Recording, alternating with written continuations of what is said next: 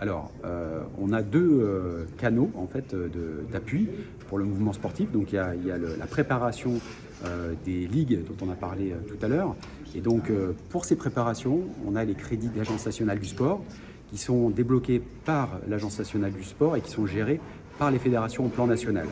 Donc il y a une relation en fait qui se fait entre le niveau local, les comités et les ligues et leurs fédérations. Et c'est sur ces crédits-là que les préparations des disciplines vont pouvoir être prises en charge.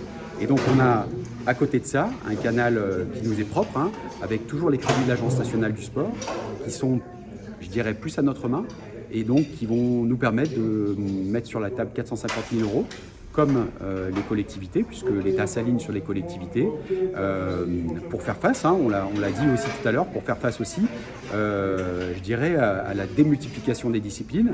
On s'en réjouit parce que c'est extrêmement important qu'on ait quand même plus de disciplines à ces jeux, parce qu'il faut que ces jeux soient les jeux de tous les sports et de tous les sportifs et toutes les sportives.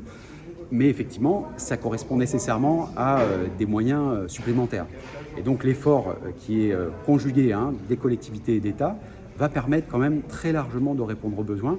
Et je pense qu'il faut noter que jamais les moyens qui ont été mis sur la table n'ont été aussi importants que pour ces jeux. Je pense qu'il faut pouvoir le redire. C'est important, je pense que c'est un signal quand même positif, en tout cas, qui est adressé par les partenaires financiers au mouvement sportif.